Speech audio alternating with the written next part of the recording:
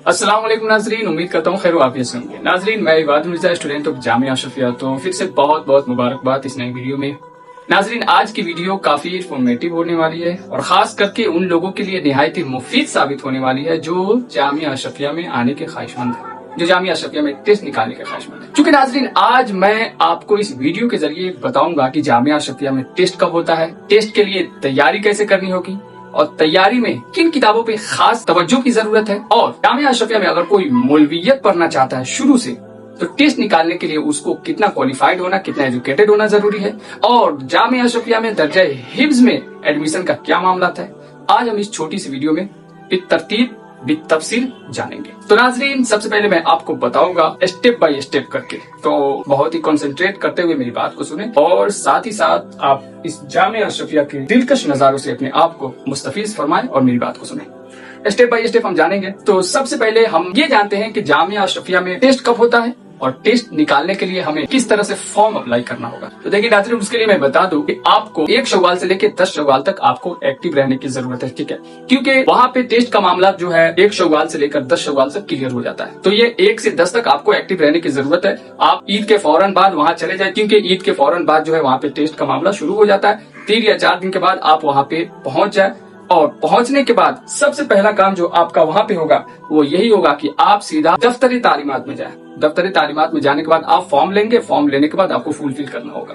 Fulfil करने के साथ हाँ, एक बात और है कि उसके लिए आपको 2 फोटो की जरूरत होगी, और इंडिया से हैं तो फिर आपको आधार कार्ड की फोटो कॉपी देनी होगी। अगर नेपाल से हैं तो नेपाल के लिए आपका जो नागरिकता है उसकी फोटो कॉपी लगेगी। अब उसके बाद फुलफिल करने के बाद उसको आप जमा कर दें। जमा करने के बाद जो है 1 या 2 दिन के बाद लिस्ट लग जाएगी। लिस्ट लगेगी तो उसमें आप जाके देखेंगे तो आपको मालूम चल जाएगा कि हमको इम्तिहान कहाँ देना है, किस नंबर वगैरह उसमें चस्पा हो जाता है। वहाँ आपको मालूम चल जाएगा कब किस वक्त कहाँ इम्तिहान देना है। वहाँ देकर आप जाके इम्तिहान दे देंगे। 2 सेशन में होता है। पहले सेशन में जो है दर्जा हिफ्ज का और इदादिया और इफ्ता वालों का होता है। हाँ, और एक बात इफ्ता वालों के लिए मैं बता दूं कि इफ्ता वालों के लिए जरूरी है कि किसी सुन्नी इदारे से फजीलत की सनद उनके पास हो, वो भी फर्स्ट डिवीजन से पास, उनके लिए जरूरी है। फर्स्ट सेशन में हो गया दर्जा हिफ्ज इदारे, और सेकंड सेशन में उला ता फजीलत सेकंड सेशन में इन लोगों का टेस्ट हो जाता है। बात रही खुसूसी वालों की, तो खुसूसी वालों के लिए वही 8 शव्वाल को जो है वो फॉर्म अप्लाई करेंगे और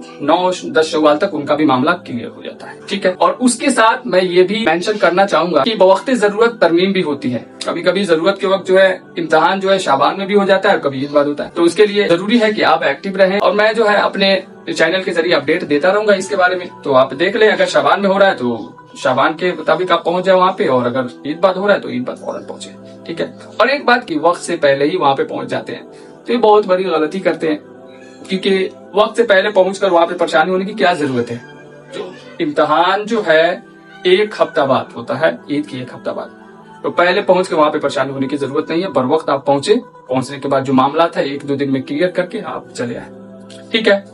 ये तो आपने जान लिया पहले स्टेप में क्या इम्तिहान कब होता है और किस तरह देना होता है। अब आइए सेकेंड स्टेप में हम जानते हैं रहना कहाँ है और खाना कहाँ। तो खाने की आपको चिंता करने की जरूरत नहीं है। डाइनिंग हॉल में सारा मामला सारा व्यवस्था रहता है। आप डिनर और लंच का मामला तो वहाँ पे जाके कर सकते हैं। और रहने का मामला है तो उसके लिए मस्जिदें, इतनी बड़ी मस्जिद रहती है, मस्जिद में 1-2 दिन का मामला रहता है। वहाँ पे जाके मस्जिद में आप रह के खाना पीना जो है वहाँ पे कर सकते हैं, और मस्जिद में रहने का मामला है रह सकते हैं, ठीक है। ये तो हो गया। अब आइए थर्ड स्टेप हम जानते हैं कि वहाँ पे ये फी का मामला क्या है और दर्जा हिफ्ज में एडमिशन का क्या मामला है। तो देखिए, फी के लिए तो मैं बता दूं कि आपको जो है सालाना सिर्फ वहाँ पे खाने का आपका पैसा लगेगा, और वो भी सालाना आपको देना होगा वही 10 से 11 हजार तक, और वो भी दर्जा हिफ्ज और इदादिया तसानिया तक के बच्चों के लिए सालाना। उसके बाद साल से लेकर फजीलत तक आपका वो खाने का भी फीस नहीं लगेगा, बस वही सालाना आपको 2000 पे करना होगा, वही लाइब्रेरी फी, ठीक है। ये मामला है फी का। और रही बात दर्जा हिफ्ज में एडमिशन के, तो इसके लिए मैं आपको यही सजेस्ट करूंगा कि देखिए, दर्जा हिफ्ज के लिए आप अपने इलाके में ही हिफ्ज करें, क्योंकि वहां पे दर्जा हिफ्ज में एडमिशन नहीं होता है जो दूर के बच्चे होते हैं। अतराफ के जो बच्चे होते हैं उन्हीं लोग का एडमिशन होता है, लाइक आजमगढ़, मऊ, बनारस, लखनऊ, तो अतराफ के बच्चे। चूंकि दूर के बच्चों का अगर एडमिशन लेना शुरू कर दे तो फिर मामला अलग हो जाएगा, दूर के बच्चे वहां पहुंच जाएंगे, और इस तरह जो है और मदारिस का क्या हाल होगा। दर्जे हिफ्ज के लिए तो हर जगह पढ़ाई अच्छी होती है। अगर इदारा नहीं मिल रहा है तो आप कांटेक्ट कर सकते हैं, मैं आपको अच्छे इदारा में डलवा दूंगा, है ना। तो हिफ्ज के लिए यही ठीक है कि अगर आप दूर के हैं तो आप वहाँ एडमिशन के लिए ना जाएं। अतराफ के हैं तो अगर पढ़ने के ख्वाहिशमंद है तो जा सकते हैं, है ना। वहाँ मौलवियत पढ़ने के लिए जाइए तो ठीक है। तो ये सेकेंड स्टेप और थर्ड स्टेप हमने जान लिया कि हमारा एडमिशन और फी का क्या मामला है। अब ये फोर्थ स्टेप में हम जानने की ये कोशिश करेंगे कि तैयारी कैसे की जाए। ये आखिरी स्टेप और सबसे अहम है और बहुत लोगों का ये सवाल है कि यहाँ पे तैयारी कैसे की जाए। सवाल बहुत लोगों का है, मैसेज भी वो एक मोतिहारी से मुजाहिद करके ये बार बार मैसेज कर रहे थे कि तैयारी कैसे की जाए, मैं वहाँ आने की ख्वाहिशमंद हूँ। तो उनको बता दिया हिफ्ज़ वाला मामला। अब आइए हम मौलवियत के लिए हम समझते हैं कि तैयारी का क्या मामला था। तो अगर आप इदारिया फर्स्ट क्लास में टेस्ट देना चाहते हैं, वहाँ निकालना चाहते हैं, जरूरी है आपके लिए कि आपका इमला दुरुस्त होना चाहिए। ये इमला बहुत डिपेंड करता है। अगर टेस्ट फर्स्ट क्लास में आप टेस्ट निकालना चाहते हैं, चूंकि 100 नंबर का जो पर्चा बनता है उसमें से 50-60 जो है वो इमला पे ही डिपेंड पड़ता है। अब इमला के लिए आपको जो है किताबें, इतनी उर्दू किताबें जो है वो पढ़नी होगी।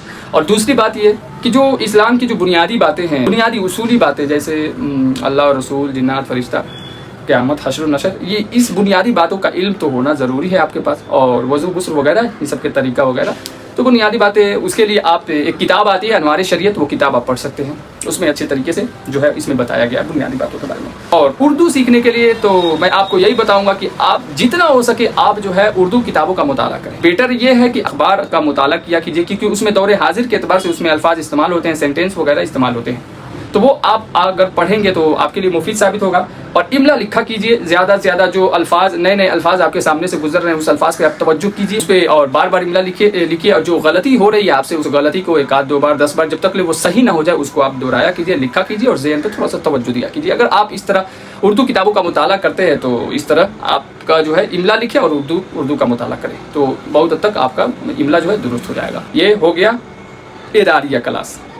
अब आइए हम जानते हैं कि ऊला से लेकर फजीलत तक अगर टेस्ट निकालना है तो उसके लिए हमें क्या करना है। तो उसके लिए मेरा सजेस्ट यही होगा, मैं आपको यही बताऊंगा कि अगर ऊला से लेकर आपको फजीलत तक में आपको एडमिशन देना है तो उससे पहले की जमात, जिस जमात में आपको टेस्ट देना है उससे पहले वाले जमात की पूरी किताब आपको पढ़नी पड़ेगी, और वो भी अशरफिया के निसाब के मुताबिक, अशरफिया के निसाब के मुताबिक, ठीक है। क्योंकि वहाँ पे जो पेपर बनता है वो अशरफिया के निसाब के मुताबिक बनता है। निसाब आपको मिलेगा कहाँ, तो आपके कांटेक्ट में कोई हो, मिसबाई साहब हो, तो उनसे ले सकते हैं। अगर नहीं है तो आप मुझसे कांटेक्ट करके ऐसा भी पेपर चाहिए, सालाना का, शशमाही का, टेस्ट का, वो आप मुझसे ले सकते हैं, ठीक है। तो आप निसाब पहले देखेंगे कि हाँ निसाब में कौन कौन सी किताबें दाखिल है, उस हिसाब से आप तैयारी करेंगे, ठीक है। हाँ, एक आपकी आसानी के लिए एक बात बता दूँ कि आप उसूली किताबों पे ज़्यादा तवज्जो दें। मतलब जो क़वायद वगैरह पे जो मुश्तमिल किताबें हैं, जैसे अरबिक वगैरह के जो क़वायद, नौ सर्फ वगैरह जो है अरबिक के, वो उस पर ज़्यादा तवज्जो की ज़रूरत है। और जिस जमात में जो किताबें जो है अहम हैं, उन किताबों पे ज़्यादा तवज्जो की ज़रूरत है।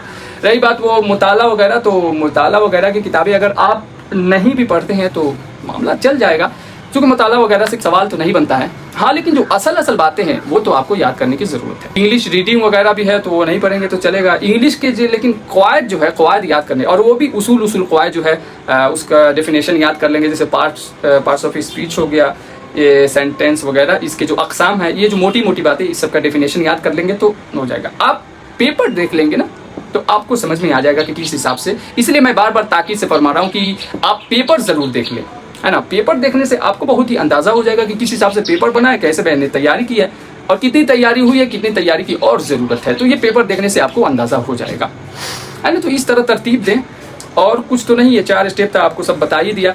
किस तरह से आपको जो है वहाँ पहुँचना है, कब तैयारी होती है, उसके बाद फ़ी का मामला क्या होता है, ये तो बता ही दिया आपको, है ना। अब रहने सहने का क्या मामला था ये भी समझ गए, उसके बाद में किस तरह से तैयारी करनी है ये भी समझ गए। अब आइए अब ये समझते हैं कि तैयारी कहाँ करें। तो अगर आप घर पे हैं, घर पे तैयारी हो जा रही है तो अल्हम्दुलिल्लाह ठीक है, माशाअल्लाह। अगर मदरसे में है, मदरसे में तैयारी कर रहे हैं तो ठीक है, वहीं पे तैयारी करें। अगर सेंटर पे जाना चाहते हैं तो आप सेंटर पे चले जाएं। 1 आध 2 महीने का सेंटर चलता है हर जगह। यहाँ पे बिहार वालों के लिए तो यहाँ मुजफ्फरपुर में एक सेंटर चलता है, 2 मौलाना सनाउल्लाह कराते हैं, 1-2 महीने का सेंटर चलता है, वहाँ पे अच्छी तैयारी कराते हैं। और 1 आध 2 जगह है, मेरे कॉन्टेक्ट में, नाम ज़हन में नहीं है। तो अगर सेंटर पे तैयारी करना चाहते हैं तो सेंटर वाले से कांटेक्ट करके चले जाएं। अगर कांटेक्ट नहीं है तो आप मुझसे कांटेक्ट करके पूछ सकते हैं, मैं आपको वहाँ पे डलवा दूँगा, है ना। तो इस तरह से तरतीब दे, और कुछ तो बात नहीं है। इस तरह से अपने मामलात को सेट करें, और अगर आप इस तरह से सेट करते हैं और मेहनत करते हैं तो इंशाअल्लाह निकल जाएगा। कोई बड़ी बात नहीं है, कोई ज़्यादा मुश्किल नहीं है। बहुत लोग बोल रहे थे कि बहुत मुश्किल है, ऐसी कोई बात नहीं है। अगर मेहनत करेंगे तो इंशाअल्लाह ज़रूर निकल जाएगा। किसी काम को अगर आप मुश्किल बनाते हैं तो मुश्किल बन ही जाता है, लेकिन आसान बनाएंगे तो आसान बन जाएगा। अब का तो पर्चा तो मैं आपको बता दे रहा हूँ कि अब का पर्चा तो बहुत ही आसान हो गया है। पिछले दौर के मुकाबले में अभी का पर्चा उठाइए, अभी का पर्चा उला या सानिया किस जमात का पर्चा उठाइए, आज से 5 साल 6 साल पहले का पर्चा उठा के आप देखिए, आपको अंदाजा लग जाएगा कि कितना मतलब अब जो है मामला आसान हो कर दिया। तो ज्यादा टेंशन लेने की जरूरत नहीं है, ज्यादा घबराने की जरूरत नहीं है। सुकून से आप जो तरतीब मैंने बताया है तो आप उस तरह से मेहनत करें, उस तरह से पढ़ें। अगर कोई मुश्किलात सामने आती है तो आप मुझसे कांटेक्ट करके, अगर पर्चा के बारे में या कोई और इन्फॉर्मेशन लेना है इस चीज़ के बारे में, तो आप मुझसे पूछ सकते हैं। कांटेक्ट करके इंस्टा पे आप मैसेज कर सकते हैं या वीडियो पे मैसेज कर सकते हैं, तो मैं आपको बता दूंगा। ठीक है, फिर मिलते हैं नेक्स्ट वीडियो में। आज के लिए इतना ही। उम्मीद है कि आप को सब बात समझ में आ गई होगी। अगर नहीं समझ में आई होगी तो आप मुझसे फिर से पूछ सकते हैं। ठीक है, नेक्स्ट वीडियो में मिलते हैं। दुआ में याद रखें। अस्सलाम वालेकुम।